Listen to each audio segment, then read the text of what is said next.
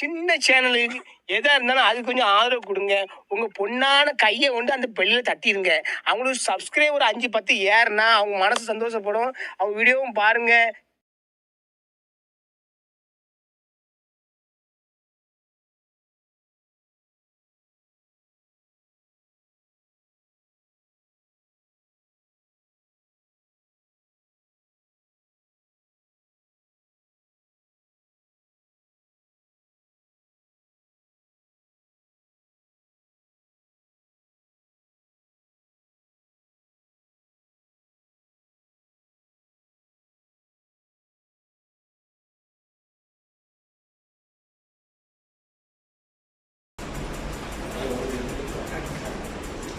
லட்சுமிபதி ஐயா அவர்கள் இங்கு உரை வழங்க வருகை தரப்படி அன்புடன் கேட்டுக்கொள்கிறேன்.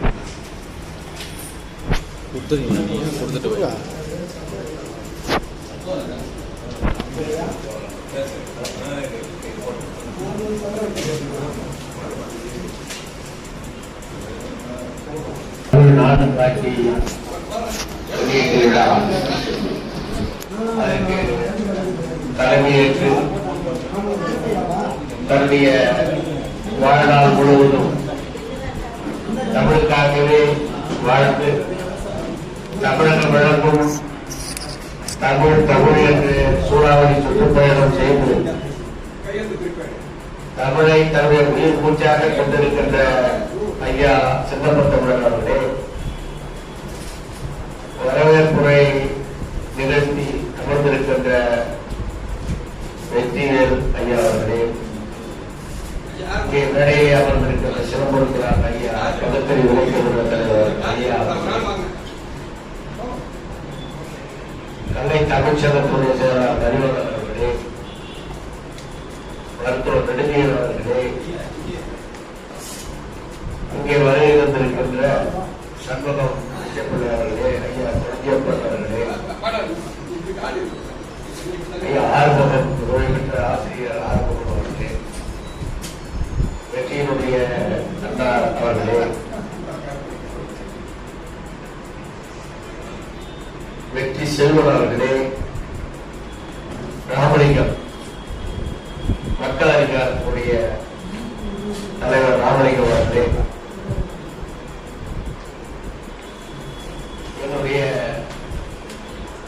ஒரு ஆற்றல் வாய்ந்த கள்ளக்குறிச்சியிலே ஒரு போர் வீரராக திகழ்ந்து கல்லை ராதா அவர்கள் மற்றும் அமர்ந்திருக்கின்ற சான்றோர் குடும்பத்தை நான் கடைசியாகத்தான் பேசுவதாக இருந்தது. நான் ஒரு மருத்துவமனைக்கு செல்ல இருப்பதால் முன்கூட்டியே ஐயாவிடத்திலே அனுமதி பெற்று நான் இங்கே பேசிவிட்டு செல்வதற்காக நீங்கள் பொறுப்பேற்க வேண்டும் என்று கேட்டுக்கொண்டு, இன்றைக்கு இந்தியா முழுக்க நாம் எடுத்துக்கொண்டால் ஒரு மொழி என்று வருகின்ற பொழுது ஆந்திரா, கர்நாடகா, மகாராஷ்டிரா பல இடத்திலே அந்த மொழிக்காக அவர்கள் ஒன்று சேர்ந்து கலவரம் செய்து பார்க்கிறார்கள். ஆனால் நம்ம தமிழ்நாட்டில் மட்டும்தான் மொழிக்காக மொழி சார்ந்து பல அமைப்புகள் இருக்கிறது. அதனால்தான் இங்கே கட்டுக்கோப்பாக இருக்கிறது. இந்த மொழி சார்ந்து பல அமைப்புகள் தமிழகத்திற்கும், அதாவது திராவிட கழகமாக இருந்தாலும் சரி, திராவிட முன்னேற்ற கழகமாக இருந்தாலும், திராவிட முன்னேற்ற கழகமாக இருந்தாலும் சரி, நீதி கட்சியை ஆரம்பித்து அன்றையிலிருந்து இன்றைக்கு வரைக்கும் பல்வேறு அமைப்புகள் தமிழை தூக்கி பிடிக்கின்ற காரணத்தினால்தான், அதனுடைய பரப்புரையுடைய காரணமாக தான் பிஜேபியுடைய கால் ஊட முடியாத ஒரு நிலைமை இருக்குதுன்னா அதுக்கு காரணம் தமிழ் அமைப்புகள் தொடர்ந்து பல்வேறு இடத்திலே ஓட்டம் போட்டு நடத்துகிறார். நம்ம எவ்வளவு தூரம் முன்னேறினாலும் ஆனால் இலக்கை அடையக்கூடிய முடியல. இன்னைக்கு பாருங்க, ஒரு திரைப்படத்துல பராசக்தின்ற ஒரு திரைப்படம், அதுல 2 வார்த்தைக்கு தடை, தீ பரவட்டும் என்ற வார்த்தை, ஹிந்தி என்ற வார்த்தை.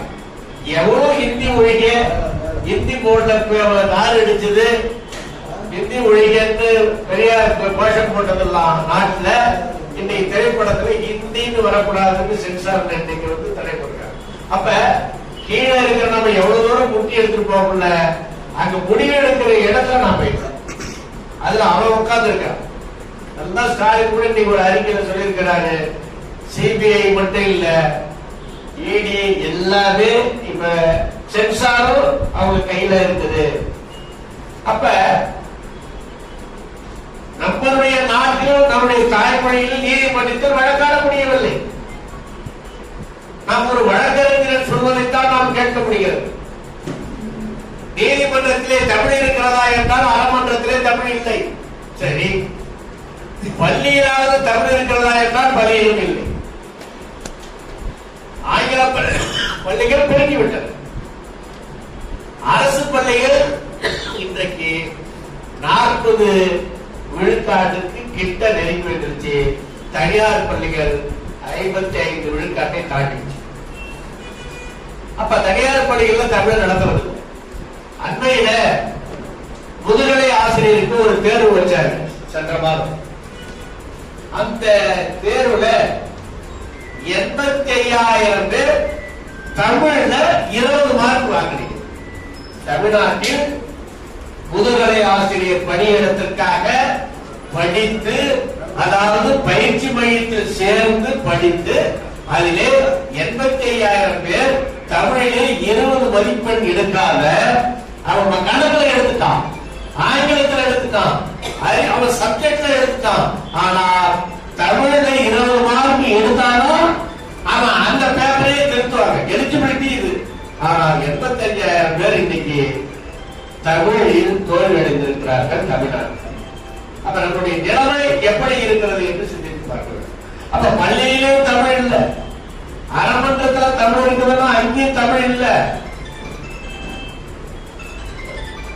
ஐயா வணக்கம் ஐயா. பள்ளியில இன்னைக்கு தமிழ்நாட்டில் தமிழ் இல்ல, அறமன்றத்தில் தமிழ் இல்லை. சரி, வீட்டுல இன்னைக்கு கிராமத்துலதான் தமிழ் நாம் உரையாடிக்கிட்டு இருக்கோம். நகரத்துல வீட்டுல தமிழ்ல உரையாடக்கூடிய வாட்ஸ்அப்ல பாத்தீங்கன்னா இன்றைக்கு இருக்க இளைஞர்கள் அவன் ஒரு தமிழ் வார்த்தை 9 ஆங்கில வார்த்தை கலந்துதான் வாட்ஸ்அப்ல செய்தியே என்ன பண்றாங்க. அவன் மெசேஜ் அனுப்புறது கூட நடைமுறையில இங்கிலீஷ் அப்படியே தமிழ் இங்கிலீஷ் வார்த்தையை அப்படியே எழுத்துல அடிச்சு அனுப்புறான். அப்ப உரையாடுகின்ற இடத்துல தமிழ் இல்ல, அரமன்றத்துல தமிழ் இல்ல, பள்ளியில தமிழ் இல்ல, கோயில்ல தமிழ் இருக்குதுன்னா கோயிலே தமிழ் எல்லாம் அவங்க பிடிச்சுக்கிறாங்க. இன்னைக்கு திருவண்ணாமலையில திருவண்ணாமலை மக்களை எவ்வளவு புறப்படுறாங்க தெரியுங்களா? நாங்க எல்லாம் காலையில இருந்துச்சு திடீர்னு கோயிலுக்கு போயிட்டு வேலைக்கு போவோம், ஆபீஸ் போவோம். இன்னைக்கு 4 மணி நேரம் 5 மணி நேரம் ஆகுது. பூரா ஆந்திரா பூரா திருவண்ணாமலையில தான் இருக்கிறாங்க. எங்களா உள்ளூர்காரங்க போயிடுச்சு. சரி, கோயிலுக்கு தான் போக முடியல, குடியிருக்க முடியலன்னா துணியும் இருக்க முடியல.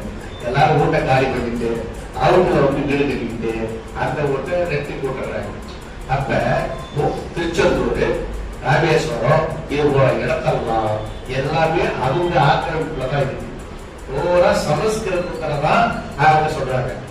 சின்ன சின்ன கிராமத்துல இருக்கிற கோயில்ல மட்டும்தாங்க நம்ம பூசாரின்னு வச்சிருக்கிறோம். மட்டும்தான் அவன் என்ன பண்றான், அவன் மக்கள் சொல்ல தெரியாது, நாம சொல்றதை சொல்லி மரியாதைக்கும் அவ்வளவுதான். ஆனா அவ்வளவு பூரா என்ன பண்றாரு, சிதம்பரத்துல எவ்வளவு போராட்டம் டீச்சருக்குள்ள அங்க செயல்படுத்த முடிஞ்சதா? போட முடியலையே. அப்ப நாடு தமிழ்நாட்டில் எங்குமே தமிழ் இல்லாத ஒரு நிலைமை, தமிழே படிக்காத வேலைக்கு வந்துடலாம் அப்படின்ற ஒரு நிலைமை இருக்கு. எவ்வளவு பெரிய போராட்டங்களை முன்னெடுத்த தமிழ்நாட்டில், தமிழுக்காக பல உயிர் நீத்த இந்த தமிழ்நாட்டில், ஆனால் இன்றைக்கு தமிழ் இருக்கிறதா என்றால் தமிழ் கொஞ்சம் கொஞ்சமாக அருகிக்கொண்டே வருகிறது. வேலை வாய்ப்பே இல்லை. அப்ப எல்லா இடத்துல ரயில்வே ஸ்டேஷன் போன எல்லாம் தெலுங்குக்கார, பீகார்கார, அவனோட பேங்க்கு கூட ஒரு பேங்க்ல கூட பாத்தீங்கன்னா நம்ம தமிழ்நாட்டிலே இல்லைங்க, எல்லாம் அவங்க தான் இருக்காங்க. ரயில்வே துறை போன அவங்க தான் இருக்காங்க. அப்ப இன்னும் கேட்டீங்கன்னா இப்ப எல்லா ஊர்லயும் அவங்க பரவிட்டாங்க. ஐயா வச்சிருக்கிற இடத்துக்கு முன்னாடி இப்ப பாத்தீங்கன்னா ஒருத்தவங்க இப்ப 2-3 பேர் கணக்கு பண்ணிட்டாங்க. அப்ப எல்லா இடத்துலயும் அவங்க ஆக்கிரமிப்பு, பீகார், ஒரிசா, இப்ப போன்ற அந்த பகுதியிலிருந்து இங்க வந்துட்டாங்க மகாராஷ்டிரா போக ஆரம்பிச்சிட்டாங்க. அப்ப தமிழ்நாட்டில் நாம தமிழ் மொழியை காப்பது ஒரு பக்கம் போராட்டம் இருக்குது, தமிழ் பாடத்தை தமிழில் நடத்தக்கூடிய சொல்லக்கூடிய ஒரு கேவலமான நிலை நம்ம தமிழ்நாட்டில் தான். அவன் ஹிந்திக்காக அவன் எவ்வளவோ போராடலாம். ஆனா நம்ம ஆளுங்க தமிழ் தமிழ் சொல்றாங்க ஆட்சியாளர்கள். ஆனால் ஒரே உத்தரவு போடலாம், தமிழ் கட்டாயமாக நாங்க 12வது வரைக்கும் தமிழை ஒரு பாடமாக பயிற்று மொழியாக படிக்க வேண்டும் என்று ஒரே ஒரு உத்தரவு போடலாம். ஆனால் போட மாட்டோம். கர்நாடகாவை போட்டாரு. எந்த நாட்டிலிருந்து வேலைக்கு வந்தாலும் 3 மாசத்துல அவன் கன்னடம் கத்துக்கிட்டாதான் இங்க வேலை செய்ய முடியும் அந்த அரசாங்கம் போடு. ஆனா இந்த அரசாங்கம் அதை போடு. அப்ப நம்மளுடைய ஆட்களையே இந்த தமிழ் மொழியை ஒரு பக்கம் பேசினாலும், ஆனால் தமிழ் மொழிக்காக அவர்கள் ஏதாவது செய்கிறார்களா என்றால் செய்கிறது. என்ன செய்யறாங்க? இப்ப அகழ்வுகின்ற தமிழர்களுக்கு சொல்லி கொடுக்குறாங்க. யாரு வேணாலும் போடு, யாருக்கு வேணாலும் தகுதி இருக்குதா இல்லையா அப்படின்னு யாரு வேணாலும் போடுறது இந்த முறை போட்டுட்டே இருக்கிறாங்க. இது போல சின்ன சின்ன விஷயங்கள் தான் செய்யறாங்க. பெரிய விஷயங்கள் யாரும் செய்யறது இல்லை. அப்ப 1ஆவதுல இருந்து அவன் தமிழ் படிக்காதே மேல வரைக்கும் வந்துடலாம். இப்பதான் கொண்டு வந்தாங்க 20 மார்க் வாங்கினாதான் எலிஜிபிள் தமிழ்ல, இல்லைன்னா அவன் அந்த மெயின் பேப்பர் திரட்ட மாட்டாங்க. அப்ப எவ்வளவு பேர் ஃபெயிலா இருக்கிறாங்கன்னா ஆச்சரியமா இருக்கு. இப்போ வந்து கல்லூரி பேராசிரியருடைய தேர்வு போன வாரம் சென்று விடலாம். அதுல தமிழ்ன்ற விடுதலை தமிழ் அவன் விட்டாதான் தெரியும் அதுல எத்தனை பேர் ஃபெயிலு. அப்ப எல்லா இடத்துலயும் மொழி கொலை நடக்கிறது. யார் செய்கிறா? நம்மளுடைய ஆட்சியாளர்கள் ஒரு உத்தரவுல போடக்கூடிய செய்யப்படும். அதே போல கலெக்டர் ஆஃபீஸ் பாருங்க, கலெக்டர் ஆஃபீஸ்ல தமிழ் சார்ந்த விழா நடத்துறோம், எல்லாத்தையும் தமிழ் கொடுக்கணும் இருக்குது. யாருமே கொடுக்கறது இல்லை. திடீர்னு ஒரு பேனர் பிடிச்சி ஒரு போட்டோ போட்டு போட்டுறாங்க. இப்ப நடந்த பார்த்து பேப்பர்ல வந்தாதான் நமக்கு தெரியும். அப்ப தமிழ் அமைப்பு யாரும் என்ன பண்ண மாட்டேங்கிறாங்க, அவங்க சொல்ல மாட்டேங்கிறாங்க. ஆக நம்முடைய மீட்பு என்பது, தமிழ் மீட்பு என்பது நாம் தெருவுக்கு சென்று, அறையிலிருந்து தெருவுக்கு சென்று நாம் மக்கள் அதிகாரிகளே அவர் தெருவில் இறங்கி போராடுகிறார்களோ அதே போல நாம் தெரு தெருவாக சென்று நாம் அதை முன்னெடுத்தால்தான் இந்த தமிழை நாம் மீண்டுருவாக்கம் செய்ய முடியும். அந்த நிலை தமிழகத்திலே இருக்கிறது. அறமன்றத்திலே ஒரு இடத்திலே வடநாட்டிலே அங்கே அவங்க மொழியை வாதாடலான்னு இதே சுப்ரீம் கோர்ட் சொல்லுது. ஆனா சென்னை இருக்கக்கூடிய ஹைகோர்ட்ல அந்த தமிழ்ல வாதாடுறதுக்கு இங்க இருக்கிற உயர் நீதிமன்ற அந்த பெஞ்சில அவங்க ஒத்துக்க மாட்டேங்கிறாங்க. ஆனா மற்ற மாநிலத்துல இருக்கு, ஆனா இங்க இல்லை. அப்ப ஒரு இடத்துல அனுமதிக்கிறாங்க, ஒரு இடத்துல அனுமதிக்க மாட்டேங்கிறாங்க. அப்ப ஒரு பக்கம் மத்திய அரசு நம்மளை ஒடுக்கிறது, கீழடியுடைய ஆய்வுகளை வெளியிட முடியல, அவன் திருப்பி திருப்பி அனுப்புறான், அதை மாத்தி கொடுப்பான். எழுதுனவர் தெளிவா சொல்லிட்டாரு, அதுல எந்த விதமான திருத்தம் எங்களால செய்ய முடியாது, அறிவியல் மூலமாக நாங்கள் அதை கொடுத்திருக்கிறோம். ஆனா அவன் என்ன பண்றான், அதை நிலைநிறுத்த கூடாது கீழடி அப்படின்னு சொல்லி அதை மாத்துன்னு சொல்றான். அப்ப எவ்வளவு தூரம் அவங்க நெருக்கடி கொடுக்க முடியுமோ கொடுத்துருக்காங்க. தமிழுக்கு எவ்வளவு ஒதுக்குற 85 கோடி ஒதுக்குறாங்க, சமஸ்கிருதத்துக்கு 450 கோடி ஒதுக்குறாங்க ஒரு ஆண்டுக்கு. ஆனா தமிழுக்கு 3 கோடி ஒரு ஆண்டுக்கு, 2 கோடி ஒதுக்குறாங்க. அப்ப போன 5 ஆண்டுகள்ல மொத்தமே 85 கோடி தான் தமிழுக்கு கொடுத்துருக்காங்க. அதுக்கு 1800 கோடி சமஸ்கிருதத்துக்கு கொடுத்துருக்காங்க. அப்ப செத்து போன மொழிக்கு அவ்வளவு ஒதுக்குறாங்க, உயிரோட இருக்கிற மொழி. ஆனா எங்க போய் பேசினாலும் பிரதமர் உலகத்திலேயே சிறந்த மொழி தமிழ் மொழி தான். அது இருக்கிற திருக்குறள் மாதிரி இந்த உலகத்துல எதுவுமே இல்ல, புறநானூறு மாதிரி இல்ல. ஆனா திருக்குறளை தேசிய நூலா ஆக்குன்னா அதை வாய்க்காக்க மாட்டேங்கிறார். இங்க வந்தா பேசுறாரு, அங்க போனா தமிழ மறந்துறாரு. தமிழுக்கு என்னென்னலாம் துரோகம் செய்ய முடியுமோ அத்தனையும் செய்யறாரு. இதாங்க நடக்குது. ஆக நாம் சின்னப்பத்தவர் மாதிரி முழு நேரமா அதை நம்ம இறங்கி செஞ்சாதான் செய்ய முடியும் நினைக்கிறேன். அப்புறம் அனைத்து தமிழ் அமைப்புகளும் கூட்டம் நடத்துவதோடு இல்லாமல் இந்த பரப்புரைகளை நாம் கீழே கிராமங்களிலே செல்ல வேண்டும். தமிழ் மொழியில எனக்கு ஒரு பேத்தி பிறந்ததுங்க 5 மாசம். தமிழ்ல பேர் வைக்கணும்னு சொல்லி வெண்பா அப்படின்னு வச்சோம். இன்னொருத்தர் அதே காலகட்டத்தில் ஒரு குழந்தை பிறந்தது. அவங்க தமிழ்ல பேர் வைக்கணும்னு நினைச்சு அவங்களும் வெண்பான்னு முடிவு பண்ணிட்டு சோசியகாரங்க போயிருக்காங்க. அவன் என்ன பண்ணிட்டான், என்ன பண்ண முன்னாடி